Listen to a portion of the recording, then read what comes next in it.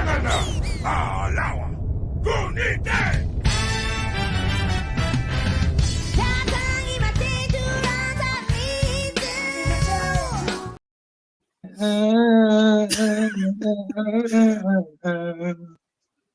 see, why do I bother with the intro when I can just have you do it, Matt? Yeah, we don't need it. We just need Matt. You know the stories from like the sets where they're just like, I know you're playing with a lightsaber, but stop making the noise. Yeah, exactly. That's exactly what that is. It's like it's gonna be in the edit. Stop singing it. To be fair, like anytime I pick up a stick or like a toy lightsaber, that's the immediate thing that you do is you start making the noises. Like us on the street the other day, Matt. Like with crutches. With crutches, we were making the noises. Poor Megan. So I need to watch out for my walking stick. Yeah, you do. We'll steal it. And yeah, that was good. That's how you play with it. Oh God, literally. Well, hello, welcome back to the Sith and Scoundrel, where already we've got off on a tangent. I think that's what we're doing. Yeah. We are very good at doing this, though. We have a subject matter. We want to talk about it. We go, right, we'll get into it, rather just talk about it in the show, and then we don't even talk about whatever we want to talk about. We just go off on a random tangent, usually revolving around the theme tune, start at the beginning, and yes, a decapitated Gungan. Welcome to ADHD Central. This is actually quite freaky, having his eyes like this. I'm not gonna lie. Enjoy. He looks very stoned at this point. Just happy to be there. Jar Jar always looks stoned. What do you mean? Jar Jar is stoned. This is very true. Oh, J.J. Binks, lovingly named after director J.J. Abrams. It wasn't. That's a lie. No. I was gonna say that is not true, Matt. The other way around. J.J. Abrams was named after Jar Jar Binks. His mum was a big fan. That I would believe. Jar Jar Abrams went in and ruined the sequel trilogy. He had a very difficult task for that. To be fair, I've always said this: they should have stayed with the same director for all three, having different people with different visions. They straight up had a pissing. Yeah, they had a pissing contest, and that's why it went to shit. Yeah, so it's Jar Jar Abrams. That's what the JJ stands for. Yeah, Jar Jar Abrams. How dare you? Okay. I'm not going to unsee or hear that now. That is just going to be that is the canonical denotation. Jar Jar Abrams. Jar Jar Abrams. I mean, to be fair, we've had the means for years of it being Darth Jar Jar. Well, it's somehow Palpatine returned. Somehow Jar Jar returned. Somehow Palpatine returned. The audacity that Ahsoka had a full series to explain how Thrawn returned, but no. They could have just said somehow Thrawn returned. I love how this is not what we're talking about today, and this is what we're talking about. Lazy writing. Lazy space writing. No exposition. No thoughts. No. Just vibes. Speaking of writing, actually. And speaking to one of the best things to come out of the Disney era of Star Wars and Obi-Wan Kenobi. Because I'm not going to lie, this series was... Oh, yeah, well, Rogue One film-wise, yes. Well, that's not what I was going to say. This is... Oh, what were you going to say now? Speaking of writing, a gentleman called Mark Bernardin, who does Fat Man Beyond with Kevin Smith, he's been like a writer on Picard and Master of the Universe and stuff, is doing the Mace Windu comic for Marvel next year. Indeed he is. It's very cool. Mark Bernardin is a very, very good writer. He's got very strong opinions of what's good and what isn't, and very much looking forward to that because he did the one of the last Vader ones. Yes, yeah, yeah. So he's doing Mace Windu. It's on the latest Fat Man Beyond. It's worth checking out. But yeah, I was about to say, speaking of writing, that could be quite promising because I like. I mean, to be fair though, I like. So this will be the third Windu comic they've done in the new era because you had a Mace Windu miniseries, then you had the Age of Republic Mace Windu, and now you've got this new one as well. And the first two are fantastic, so I have high hopes for it. I mean, Mace Windu is one of those characters where I do keep seeing people say he should come back, and I really kind of don't want him to. He had a very, very I good... want him to. If he comes back, I'm happy for 2 flashbacks, but not that he survived being thrown out of a building by the entirety of Palpatine's Force lightning. I have a different No. opinion. I think he survived falling out that window. Sure, everyone thought he was Snoke. Or that Snoke Yes. was Mace Windu. Yep. That was a I mad don't moment. know. If every other Jedi has survived, why couldn't have Mace Windu survived out the window? Do you know what I mean? Like, I get it, but also, no one would mean- be surprised. To be fair, has chopped off, full of Force lightning, thrown out of one of the tallest buildings on Coruscant. Like, I know why. Oh, my- I know why. he- I know why. Mace Windu was the only black guy. What? That's why he didn't survive. Quain? He is in Star Wars. Lando Calrissian. Lando survived. Lando. And was even in the sequel trilogy. Yep, Finn. Ignore my Finn. husband. But no one could kill that chocolate fuzzy bear. Get upstairs. Go. God. Anyway. But speaking of stories like that, so this brings us nicely on to tangent. So obviously Phil and I haven't spoken about this before, but Kenobi and the debate of there are Star Wars stories that don't need to be told and Star Wars stories that everyone wants to be told. And this fills into the camp of everyone wanted this. Yeah, they did. Yeah. Not everyone wanted Andor, everyone wanted Kenobi. And much like the story of Mace Windu, this is a story which plugs and fits quite neatly into a certain part in the mythos and the time span. And everyone wanted to know what old Hermit Ben was doing in the desert in between. Mhm. Yeah, and this- how he I mean, aged and- so rapidly. Yeah. I mean, well, that's being out in the harsh suns of Tatooine. Yeah, Tatooine. And those Jawas Yeah. stressing him out. Yeah, I forgot about the Jawas.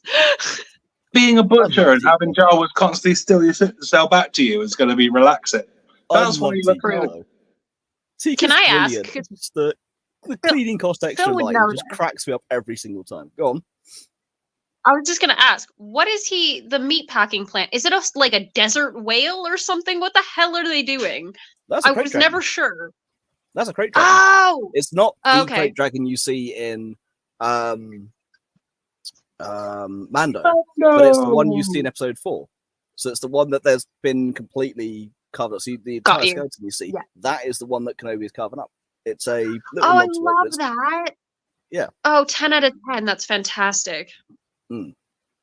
But So, I I love mean, those He has to get a little- part-time job to keep himself busy. He's just been a babysitter for the last 10 years. And it opens with that really nice condensed retrospect between Phantom Menace to the end of the Order 66 stuff. Mm. Yeah. Yeah, we looked at the little boy Anakin and the Qui-Gon stuff, and it was a very tidy, I felt, like previously on Kenobi, for example. And it was the real plot points of him and Anakin's relationship, and him and Qui-Gon's relationship as well. Yeah. Mhm. And then opens up to Order 66 in the temple, which Yeah. was Yeah, not- with I completely Mina- forgot that was the thing. Mm. yeah, Minas Velti. Mm. Me names. It's Big I word. can't remember it. This Tess is making I up think Star it's- Wars names. I guess Minas Velti. Hey, to be fair, when I was running my SARS D&D session the other day, I literally used my desktop icons and mashed words together from that to make up names because I had to on the spot and I had no idea. It's like, That right, is desktop icons, exactly- what will do? It works. You know what? Oh no, When it's it comes- Jedi Master PowerPoint. Master Nice. Excel, what are we going to do?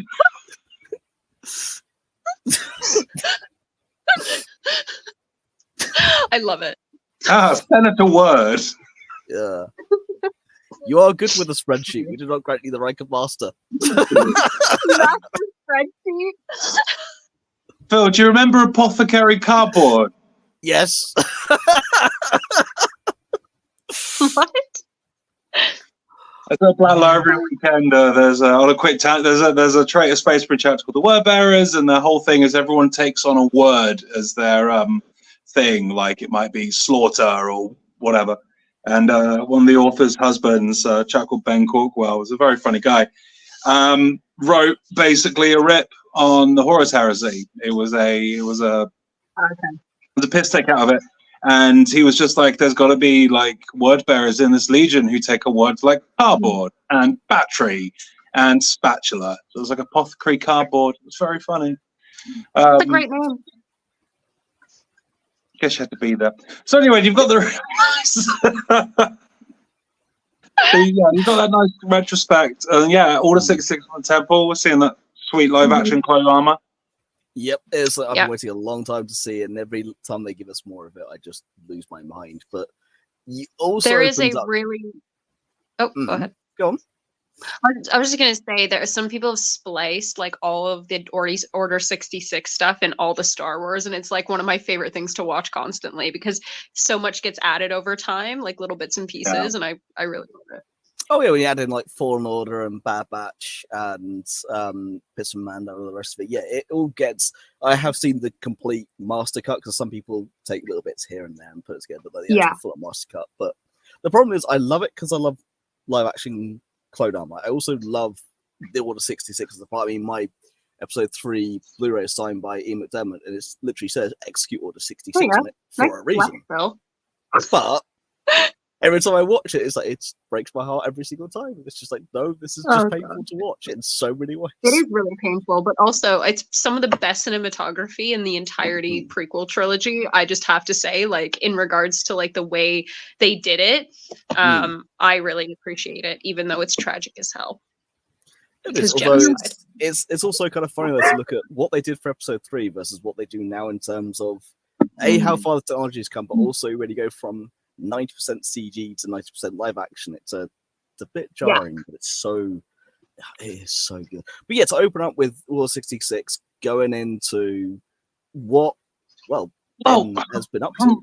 From rewatching that Order 66 bit, because I literally rewatched the first episode today. And what I didn't realize, you know, the bit you get the kids running down the walkway through the Temple of Coruscant, is like Order 66. You hear it from so many different clones' helmets that it's like it's stuck on loop, and it's really funny. I was just like, actually, it said a lot in various different pitches. You just got in the background. Order 66, Order 66, Order 66. I was like, that's fun. I love how you're like, it's funny, and me, I'm like, oh, that's haunting. Yes. Well, because I thought he would have said it once and not just kept repeating the order over and over and over again. In my mind, it was just once. Yeah. And then everyone switched. It wasn't like a repeated siren that went through everyone's helmets. No, what does get repeated, what's more haunting than Order 66 is Good Soldiers Follow Orders. Good Soldiers Follow Orders. Favorite episode of Rebels, hands down. That's more haunting, and that's when you got when Five's first flipped in Clone Wars. Yeah, and you see it and hear it like, okay, this is. It starts to make sense, and then you get to Bad Batch. You get to you see it. Like when you see Maul again in Clone Wars. And he's just like completely unhinged. That first couple of episodes where he's just repeating things and chittering to himself and stuff. It's very similar to that. But this repeated Order 66 just struck me as really weird because I was like, oh, it's just like a one and done thing. It's like a switch. But this just means it just kept getting repeated through their helmets. And I don't know, hearing the voice of some 8-year-old man in my ear while I'm trying to do something, you're really dull. It is programmed, so everything is there in their brains to keep them focused on what they're doing. You don't want the entire clone army snapping out of it halfway through, going, "What am I doing?" Well, it wasn't programmed, Phil. Palpatine was sat at his desk, just holding down the radio button, just going, "Order 66, Order 66." I was Pam, can you order me Order 66? Initiate Order 66. Pam. On line 3. He didn't have the technology to put the right amount of money into Vader's suit, so he definitely didn't have the technology to do a repeated bit of vocals over and over again. It's all about budget cuts for Palpatine, isn't it? Really? Yeah, we do not have the technology. No, just saving money for the Death Star. That's just, you know, Somehow. Somehow Anakin returned. I don't know how. We don't have the money. Oh god, I felt to get back on track here, just to help out a little bit while we go off on tangents. I always felt like when I first watched it initially, the episode 1 of Obi-Wan, I always really felt like it really shows how Obi-Wan struggles when he goes home by himself because he's in hiding, and he's like he has nightmares and he's really beating himself up about just basically overthinking everything and how he believes that he was the cause and he was Anakin's failure, and it just that continuously I always feel so horrible and I just feel for him so bad, like it's so emotional. I really liked the characterization of it. I think that there's that bit before we even see Obi-Wan where the Inquisitors turn up, and I hadn't seen Rebels before seeing Kenobi. So I didn't really know a lot about the Inquisitors. So when they when they first turned up, it was the third sister and fifth brother. Yeah, fifth brother, third sister. So I hadn't Levi's the third. Rebels by that point, so I was instantly like infatuated with the Inquisitors and the way they're doing a proper like Wild West walk through Tatooine. Everyone's backing away from them, but they go into that diner thing, don't they? And it's just kind of the Grand Inquisitor's with them, and he's just like, "Oh, I don't suppose you know if there's any Jedi around here. Do you? Do you know any Jedi? Where they're looking for that dude?"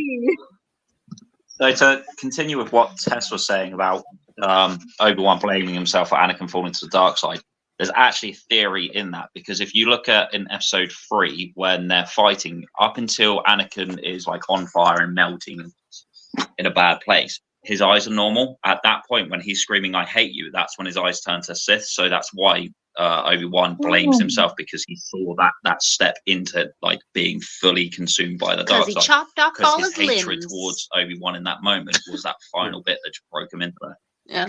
So that's the only time Obi-Wan haunting sees him it. for, like, Yeah, he 10 doesn't years. see it when he's slaughtering all of the separatist leaders beforehand. But It's a very in Obi-Wan's head. Yeah.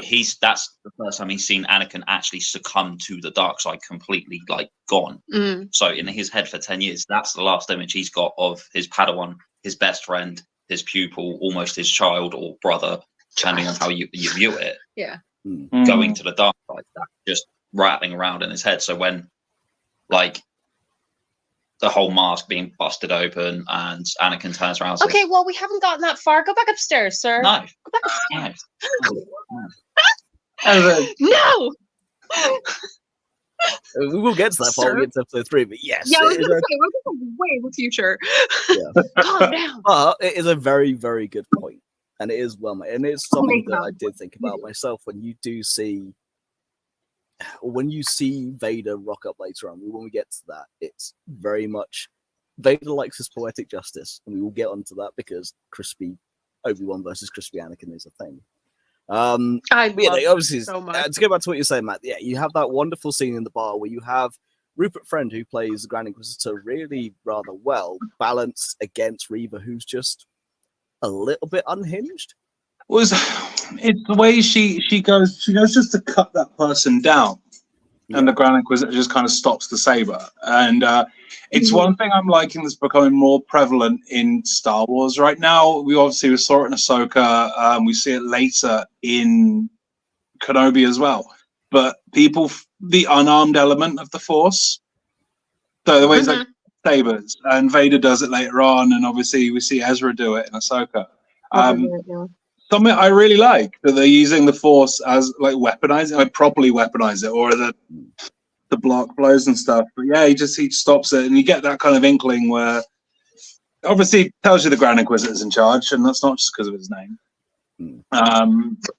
And then you get the Reva being very impetuous element, and the fifth brother is effectively just rolling his eyes the whole time. But that was my first introduction to the Inquisitors, and I thought they were great. Yeah, me too.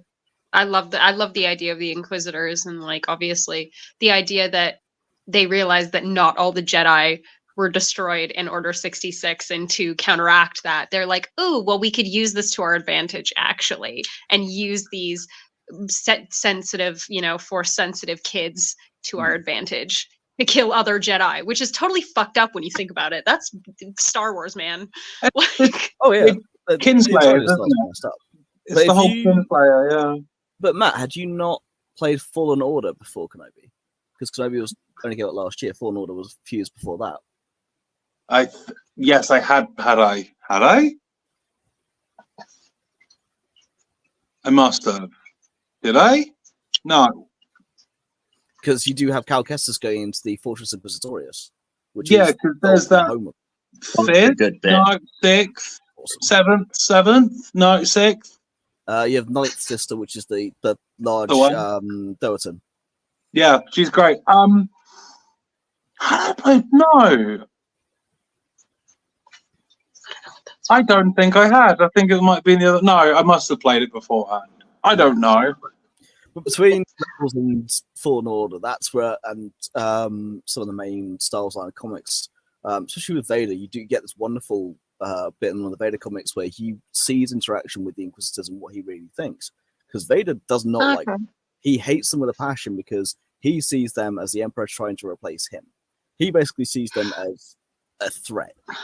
So he literally butchers one in front of all of them to prove a point of, you are nothing, you are less than me in every single way, shape, and form, and I will make you realize this, and squashes them under his boot because, yeah, he can't stand them. So the Inquisitors represent to Vader something that's flawed.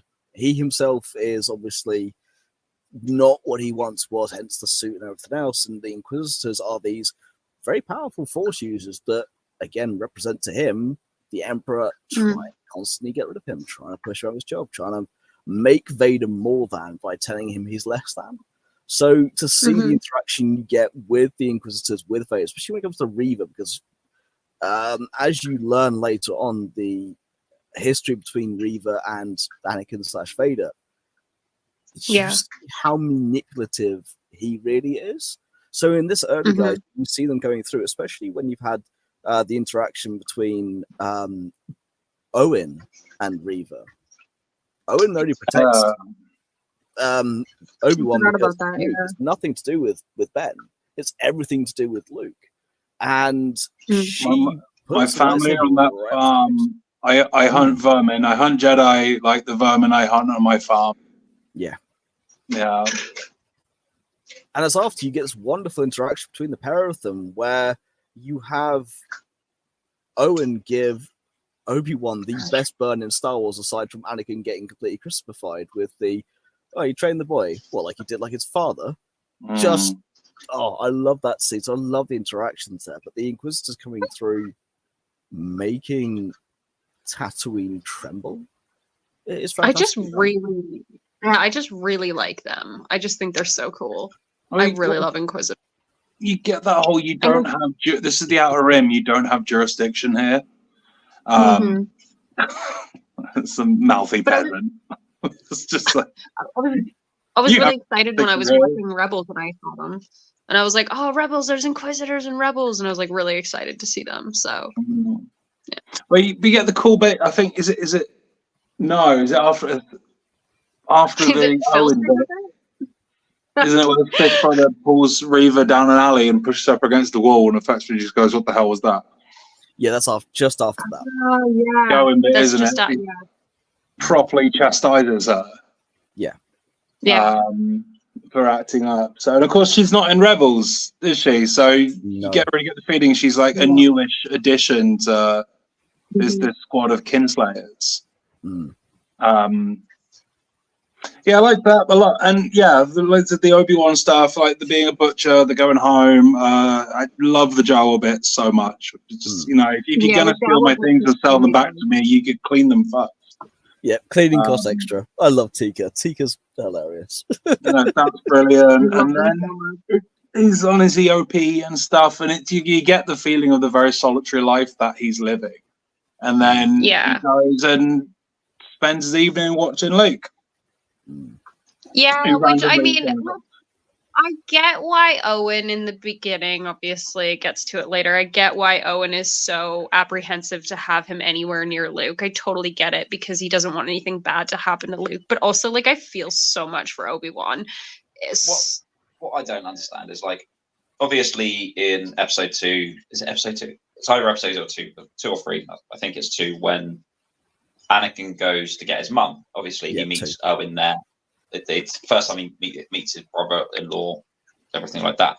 Goes off, absolutely slays the Sand People, comes back. So Owen, at that point, he's like, oh, my brother-in-law is a bona fide badass. So in his head, knowing his brother was basically slain as far as he knows, because he doesn't know who Anakin becomes, everything like that.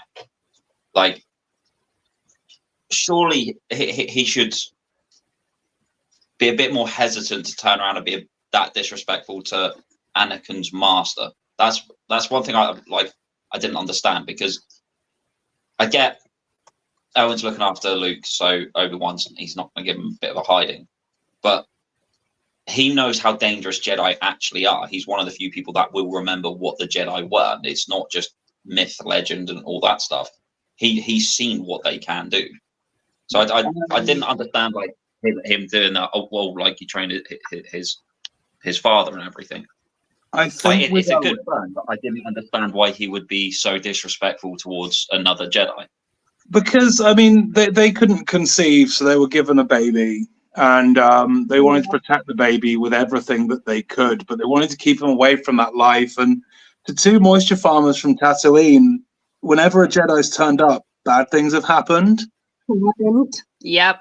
And I think there's the element of we will happily take this son, but we know the danger that will follow, and we don't want you around here, Obi-Wan, because whenever you've gone anywhere, there's been problems. Yeah. And we don't want Vader rocking up on. We don't want his father, his father, turning up on Tatooine and killing us all, because, like you said, we've seen him do it before. Yeah, that, and they would have then also seen Order 66 in terms of they would have seen the Emperor's speech of the Jedi have turned against us. They've attacked me, all the rest of it. So even though the Outer Rim is not fully underneath the Empire's control, they would have seen it happen. And he does know what happens to Anakin. And also, like, they always think that he's going to live with them. He has Owen, and I forget, oh my god, Owen's wife. Why can't I remember her name right now? Someone help me. Yeah, okay. So they don't know that he's not going to grow up and be a moisture farmer. Do you know what I mean? They just think he's going to live his life not being affected by the Jedi, not being affected by, the Empire, whatever. They think that he's just going to live a normal life. And then obviously later on when you watch Star Wars, no spoilers, obviously, because they've been up for years. But, Luke ends up becoming a Jedi. And so, like, they just didn't. Crazy, right? I know. Luke's a Jedi? So Luke's a Jedi? What? I worded that so badly, but basically, like, they just thought he was gonna be a normal dude and live a normal life, like Kevin in The Office. But he turned out to be Kevin in corporate. Do you know what I mean? Do you think they knew that Luke was as sensitive to the Force as he was? Because Anakin showed there's no way they couldn't have known. Of, like, traits, obviously pod racing and stuff like that, and his mum states that he more than just a child. Like, they would have known got straight up natural ability. Let's be very honest. That wonderful line in episode 4 of he's got so much for his father in him, and I was like, "That's what I'm worried about." And it's so. Come on, when you first meet Luke, he's sat playing with his toy spaceship, washing droids. He's going, "No!" It's like, how much potential does that kid have? But isn't that kind of similar to how they found Anakin? Yeah, but also building a droid. But Anakin was like 8, and like Luke was, how old was Luke in A New Hope? 19. Yeah, but also like Luke's like, oh, I'm and you're like, oof. But it's the first big nod in Kenobi that I really, really loved. Actually, was him giving child Luke the T-16 Hopper toy. Yeah. I love the overlap. But it gets me. He did turn up a bit like Space Santa, like it was nighttime and it was in a little sack, and it was like, "You've been good." But that's at the end. And I was This is like, the what the beginning, though, fuck? where he Yeah, that's tries the to end. give it to. He tries to, and it gets Yeah, given that's- back. But it's Yeah. there. Yeah. When it first turns up, you're like, that's the one he's playing with in A New Hope. Yes. So that Yeah. came Yeah. from Obi-Wan. But So I like you that. then Like get Solo made some of that stuff really obvious. Like, oh, look at the gold dice, and oh, here's a I know, broken yeah. down gun. But this was like Yeah. kind of subtle. Yeah. It was just Yeah. an old bearded man turning up in the middle of the night with a sack full of toys. Because Luke, good. But you then get the first proper crisis of confidence moment for Obi-Wan with Oh, I thought you were the gonna- Jedi in the night who wants to meet up with him to go, I need help. Because Yeah. they spotted him in the canteen, obviously. They did exactly, the Inquisitors did exactly what they were supposed to in flushing out the Jedi they were after. They didn't know it was Kenobi, Mhm. that they were still there, and Reva obviously was doing her thing, but they flushed him out. And he met up with Obi-Wan in the middle of the night after that, going, you're Master Kenobi. I need No, I'm help. Ben. Hmm. You're mistaken. My name is Ben. Yeah. No. Ben. But that, yeah. And then that's obviously before you get to the second interaction between Owen and Obi-Wan is after you see the Jedi being completely strung up in the middle of the town. There's the line there Yeah. because the conversation is so good, and when he's just like, "Do yourself a favor, walk into the middle of the desert and bury that." Mm. When he's like holding the lightsaber, it's just walk and bury it. It is just like, there's that bit at the end of one of the Wolverine films where it's just like keep walking and then walk more. It's kind of a similar thing. It was Yeah. a threat not within a threat, and and it is that really pivotal bit actually to the whole point of him at the start of this, where oh my god, Phil, how could you miss this? The whole pivotal thing where he's just like, we lost. Oh yeah. We have to live with it. Yeah. And it's like heartbreaking. It's just even though we lost, just walk into the desert as far as you can and bury it. Yeah. It's very defeating. But then yes, you see the strung up body. Which Wait, is really- hang on. Fucking Alderaan happens in between all of know, them. I Yeah, was but we'll gonna get to say, that. I Alderon's was kind of a Phil, separate. we missed your favorite part. Lamest chase. I That thing's I- lamer than the bloody Vespers. Mate, no, I loved it. But the adults couldn't catch the child. Yes. Yeah. Oh, He's getting away slowly. I love Gawain. No, I didn't realize this until about a few episodes in, but something Gawain mentioned to me that I really loved is when you get to Alderaan and you meet the Organas and you see Leia for the first time, is that they mimic her outfits in the original trilogy. I didn't realize until Gawain was like, "Oh, they mimic her outfits. Have you not noticed?" And I was like, "What the?" I was like, the I most love obvious one is that. the green, which then is the nod to Return the Jedi and Endor. That's the Which most I obvious one. completely didn't notice until I went back and I was like, "Oh my god, that's so cool." What I love that. really enjoyed about seeing Alderaan, it is the most utopian, I think, planet we've ever seen in Star Wars. Yeah. It's And clean. The heart, It the looks heartbreaking. Yeah. It's just like, this is very nice. It gets blown up, but it's very nice. it gets blown up. That's the And I point, think that's like though. the most haunting thing about seeing her father and her mother, well, father and mother quotations, and Alderaan is knowing the fate Yeah. of it all. You're like, oh, this is really painful. Like, Much know. like Mon Mothma, I really like Bail Organa. Yeah, I love Breya as well. Yeah. Breya's awesome in this. You don't get to see much Yeah. of Breya throughout anything else in Star Wars, but she is No. fantastic in this. But no, Bail obviously does crop up here and there. Jimmy Smits does an amazing job of playing Bail, and it's Yeah. fantastic to see him come back to the role as well, because they could have potentially recast because of age and things like. No, he is the perfect age to play a character who's 10 perfect. years older than he It was was great. in Mhm. the prequels. It is literally the right time, and it was done so well. I love it. I Like, agree. the man can play the character. The man can play the version of his character that's 10 years older than he played 10 years ago. Here we Well, go. it's 20 years ago. You mean Tamara 20. Morrison old enough to play older Boba Fett? No. That was we don't talk about Book of Boba Fett. No, but we No, will talk we about the homeless vet, because that was a fantastic little nod, though. That was also Tamara Morrison. He's Yeah. wonderful. Yep. Yeah. He can play 200,000 characters and a million more well on the way. That's true. He'll never run out of work. No. Do you know, I liked the Alderaan stuff a lot. Me too. Like Yeah, even same. stuff like the sassy cousin, Woodland stuff, the way Bale interacts with young Leia. When the family delegate turns up and Bale's like, "Can we just get this over with?" Yeah, like I love that. Going back a little bit, with that bit with her cousin when they're all at dinner or whatever, the dinner party, and he's like making fun of her, and he's like, "Yeah, well, you're not a real princess," and blah blah blah, and all this bullshit. And I was like, and she just gets back at him, and I'm like, "Yeah, that's the Leia I know." Like. They did it really well. You're just angry at me because your father's angry and you want to be like him because you want to be feared, but you don't understand why. And also C-3PO's at that dinner party, which I didn't realize until I literally watched this a couple of hours ago. I don't remember that.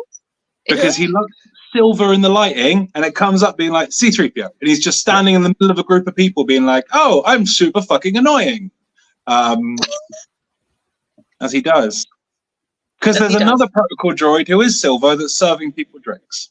Yes. But that's Why would you have two? Why would you have two? Because One you is can. enough. One is enough. You and your hate for 3PO is seriously, you might want to go to therapy about that, man. I think you got some underlying trauma from 3PO. 3PO is the last existing Skywalker. Therapy sounds too much like 3PO. Just look, that's why we have 000 though. With the anti 3PO in 000. 000 is much better. Yeah. And even 10 out of 10. AP5's great. No, AP5 just burn in the pit. God, We're talking about Dr. Aphra now. No, Murder droid. AP5 is And just. I know. Murder droids. Sorry. God, Afra needs a series. So Yes, she bad. does. Literally. That didn't take At us this long. point. It's that moment in the podcast. Afra needs Oh, a boy. series. Yeah.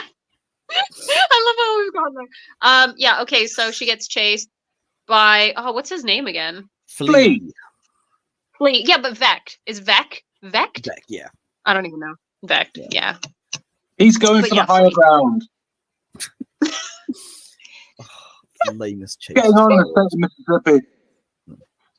And I mean, lo and behold, he catches her because she's literally a child. But anyway. Yeah. It takes 5 grown people to tackle a 10-year-old child. Like, no. He's force sensitive. Yeah, but she's not really Yes, at she that is. point. Yeah, but like she's No. she's trying. No. God. He's just got tiny legs and can fit under low branches, but the rest of them can't. Because then after that, obviously Bale contacts Obi-Wan, or is there something in between there? I feel like there's an Inquisitor bit in between that. No, that is the Inquisitor bit with the hanging body and stuff. Right. Because then okay. Obi-Wan goes And back then- to his desert house and his like Nokia then- 3310's ringing. Yep. And then my favorite, because then obviously he explains what happened, and I wrote it down because I had to remember, but like my favorite line in that was, "You couldn't save Anakin, but you can save her." It's like, Yeah. oh.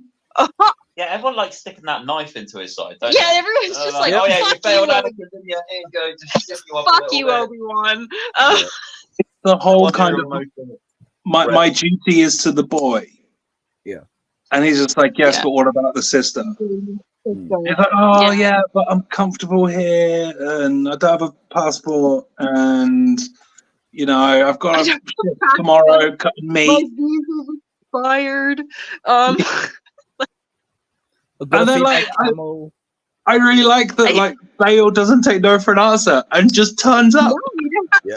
Yeah, he's just like, Hey, brah.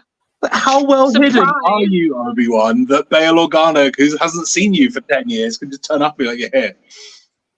Yeah. Yeah. He's like, To me, hey. that's more of a. He has the communicators for a reason. It's a lot more of a. If you need me, you know where to find me. It's probably because there's but also Oh. like, It's underground That- astromech alarm. yes.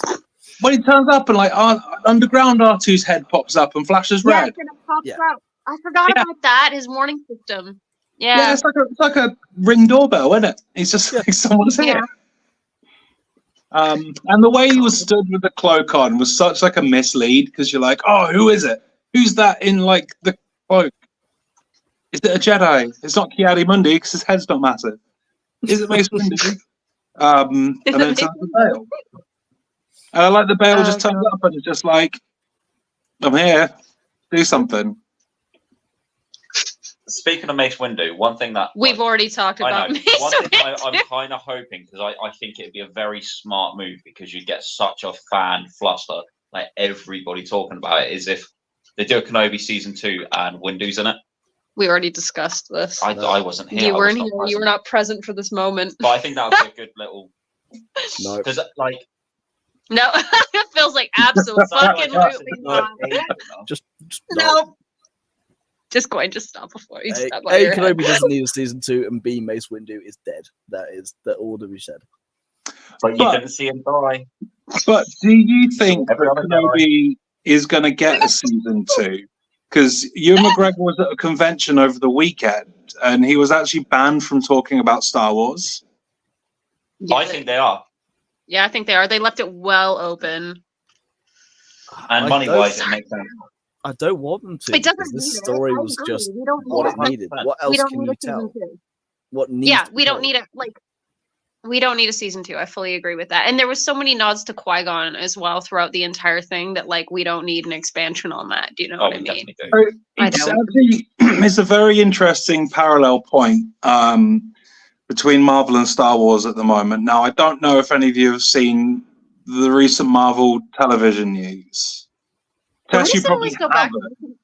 But Phil, No. have What you? about Marvel? Oh We no, know because this. this is like entirely relevant. This is entirely relevant because they're still owned by Disney, aren't they? So this Yeah. could be a parallel thing.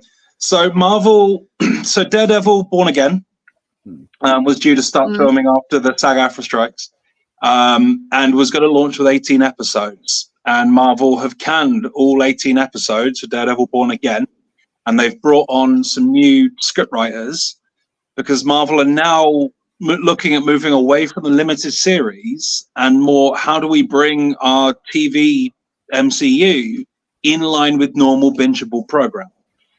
So instead of like, here's Moon Knight as a one-off series, and here's She-Hulk as a one-off series, and Loki season 2, which by the way is magnificent, but they're now trying to look as opposed to making linear one-shot seasons and series. How do we make this bring this in line with a normal TV series? How do we bring this in line with Friends or Battlestar Galactica or any multi-season kind of thing? So Daredevil: Born Again was going to launch with 18 episodes.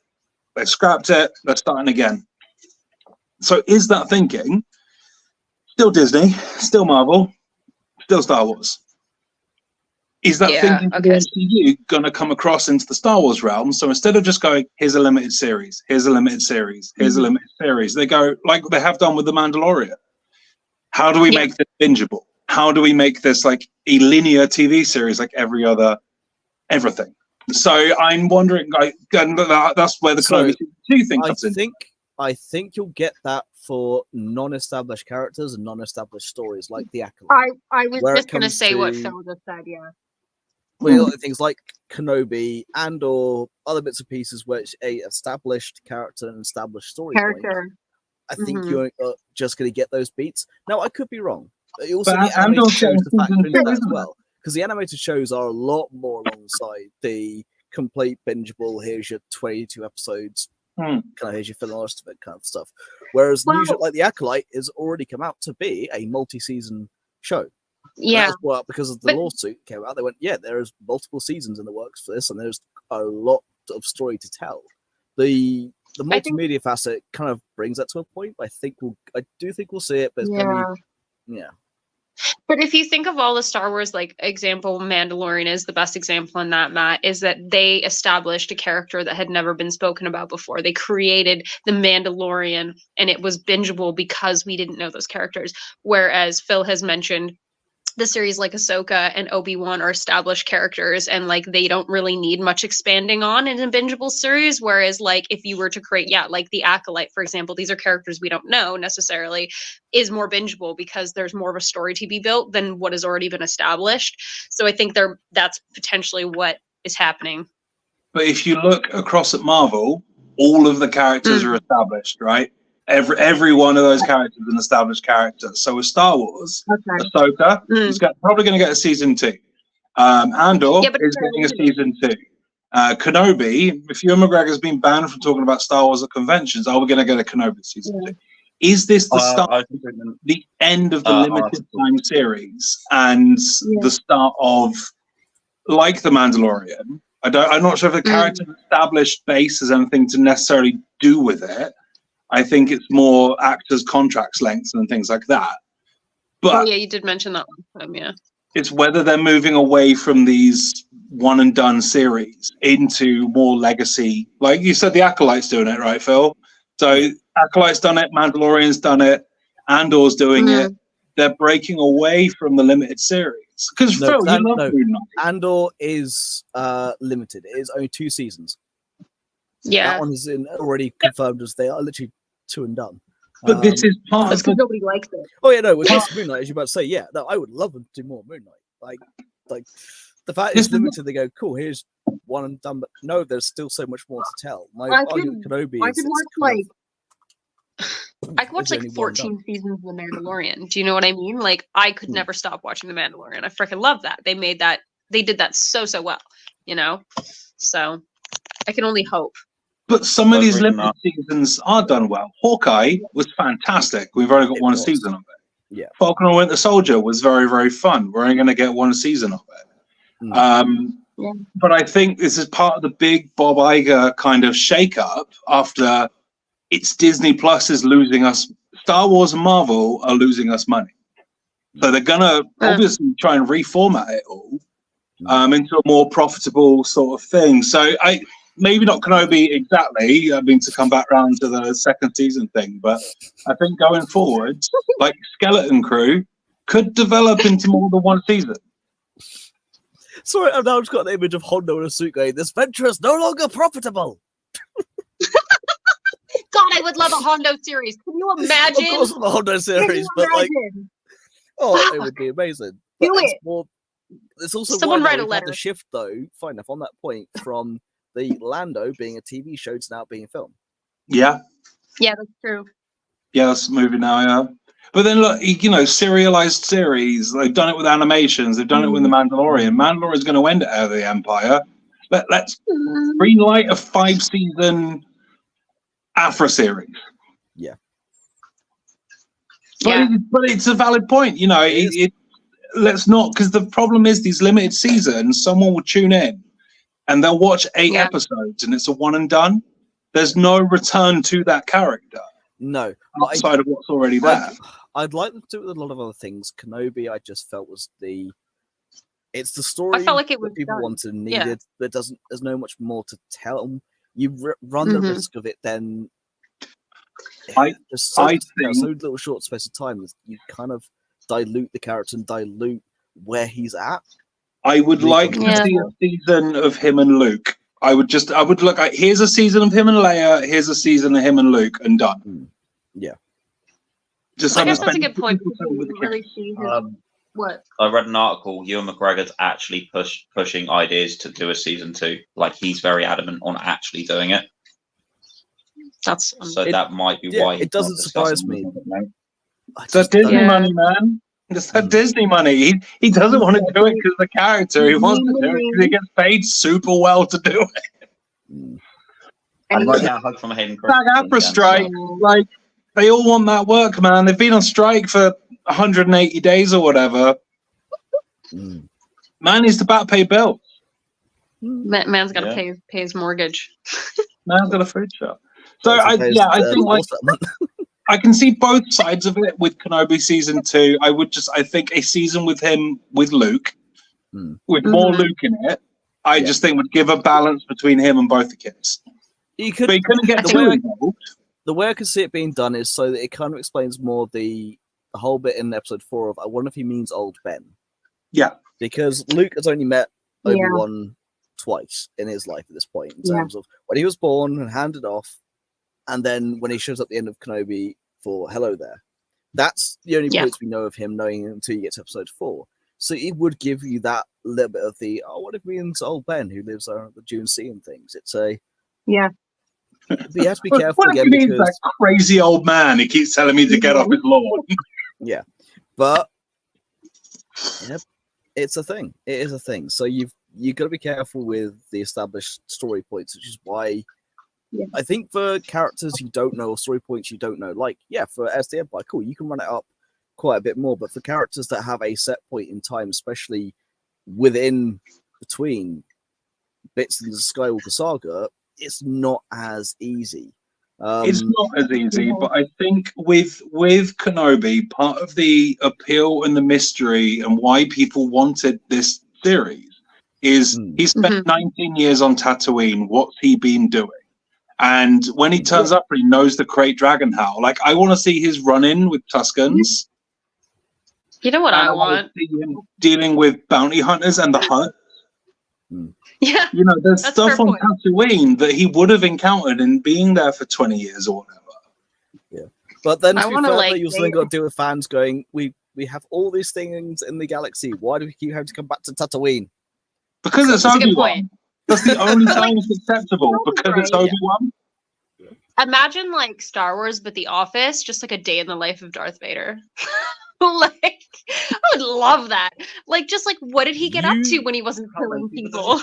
Yeah, like, what he gets up, he has his coffee, puts his helmet on, he gets his shit together. He's like, let's destroy this planet. Like, I would love that.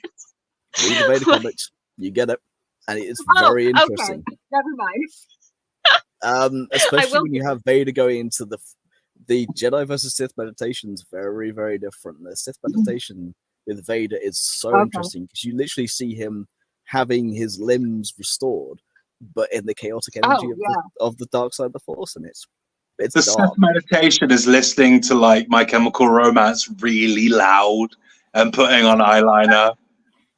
Just screaming, yeah. Yeah, my it's God. just when I was a young boy. My father My master took me into the city. to see Imperial Band marching. Oh, band. this is pod racing. That's what it is. Oh God. Oh So Jesus. towards the end of the episode, Kenobi, what the thing I like that really spurs him into action right at the end is just that random person. This is like, are you going or not? When he's waiting to get on the ship and he's just staring at it, and there's just that old woman that's like, are you going or not? He's like, yeah, and pays her. I was like, that's so good. Oh, I forgot about that. Oh, that's got me cry laughing. That's beautiful. Master Obi-Wan, this very dignified character, just random Paul being like, well, I got it. Oh God. I really liked Kenobi. I liked every episode of it. I think it's I good. love how we've only managed to like briefly talk about episode 1, and we've just gone on so many tangents now. No, but that's the whole thing. It spurs him into action. It's not Bale. It's not the dead Jedi. It's the random woman going like, well, are you going or not? That's the last part of it. Yeah, he's just got to this point going, do I really want to do this? Am I really gonna put my life on? Oi, you going or what? Yeah, an old woman shouting at him. It's like, okay, I'm sorry. Oh God. He's like, Dayu who? I don't know. Is it Dayu? Dayu? Are you going or Stuck not? at the stuck at the pronunciations of Star Wars planets and like places. I don't know what it is. It's too. My brain can't absorb them. It's like my downfall. I have too many in my head. That's my I downfall. was gonna say Your brain is like a catalog of like random Star Wars shit that like I'll probably never retain ever in my life. But hey ho. We It's all just- got. It's full of useless knowledge, and then the real world is allocated just like a tiny portion. It's like, no, this is what I need to know to survive. Everything else is just This brings me joy. This doesn't.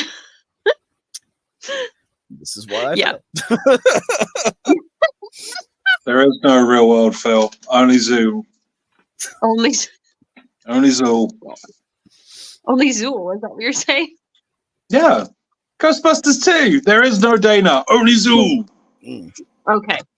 Okay, I'm sorry. Sometimes you make obscure references that like I just don't even get. So I mean, it's Okay. Ghostbusters 2. It's not that obscure. I actually don't even remember Ghostbusters 2. I only remember Ghostbusters 1. So I know, okay? God. Do we have to stop being friends now? I'm sorry. No, you just have more training to do. It's fine. You got more training to do. And this is why I am the Padawan. Gonna watch Ghostbusters 2 6 times in a row. All right. Yes. Yes, master. Remember, it's a great bit. It's amazing. Yeah. So Kenobi, highly rate Kenobi. It's probably so far out of all the Disney series, second favorite because the Mandalorian was fun. I was gonna say Mando's my favorite. For me, it's number one.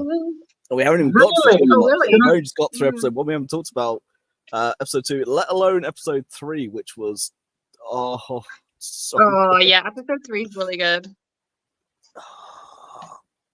Because we're not going to get Is time to episode- talk about it in this particular episode, are we? We're not going to get to episodes 2 I or was 3. gonna know, That's right. but We're not can doing I it ask? today. No.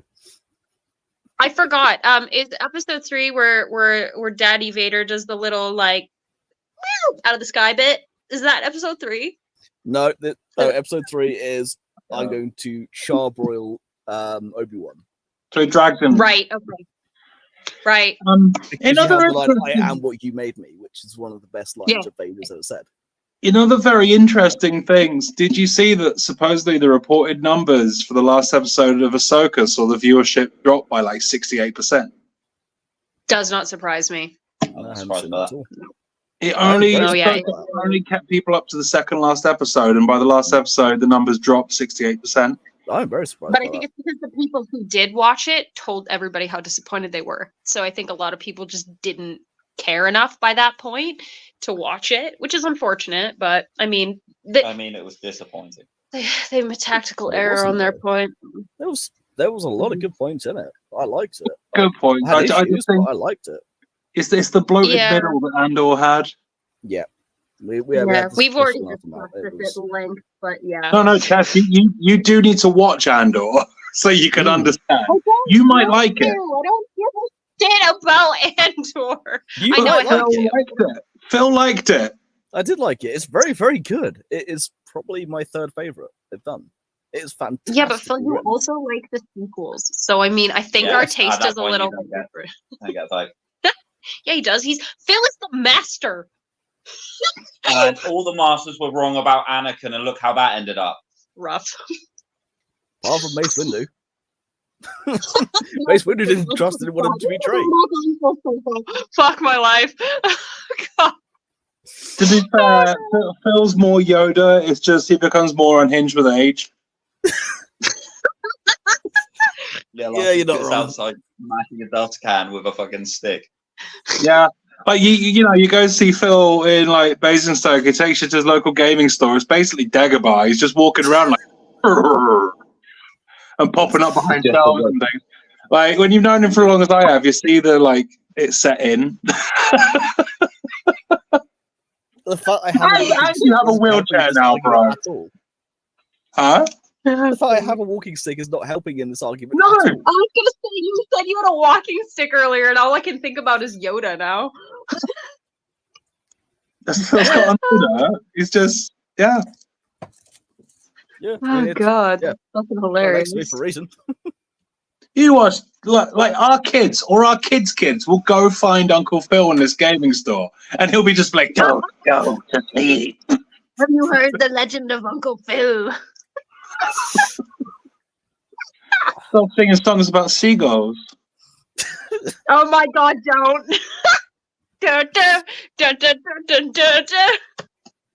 Talk about seagulls and the bushes of love.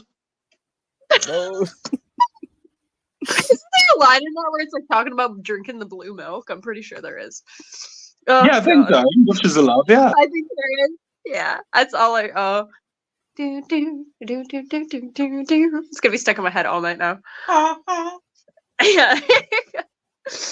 Yeah, that. Come Oh, on, God. stop that banging. And Phil's just rattling on things with his stick. Man, we're helping that. Oh See? my fucking God. Yep. No, you're officially Uncle Yoda.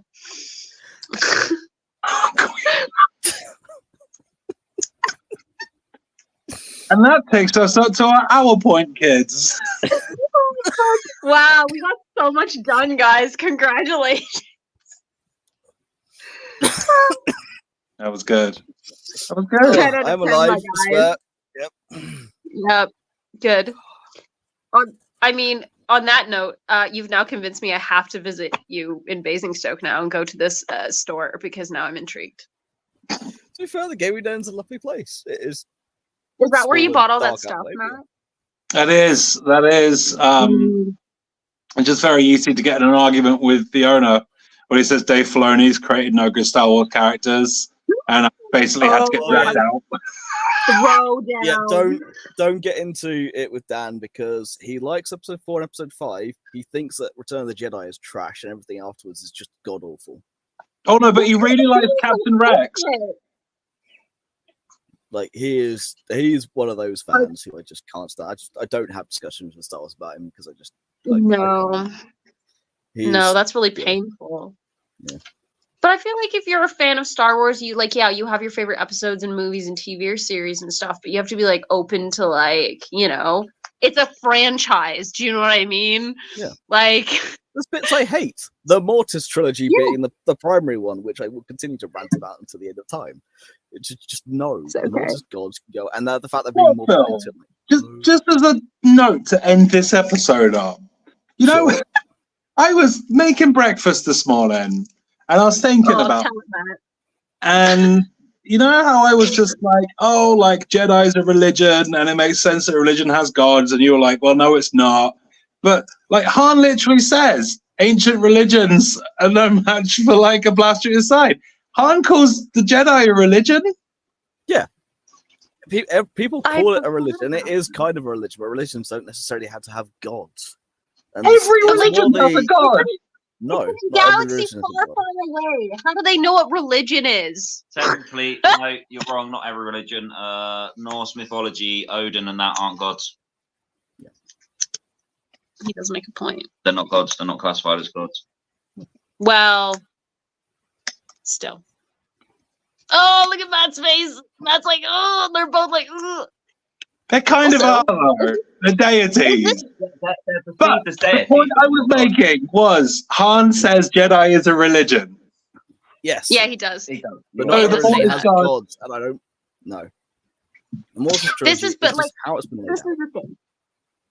Y'all, we gotta remember, as much as we love it, this is a fucking fictional universe, all right? Like, Take that back.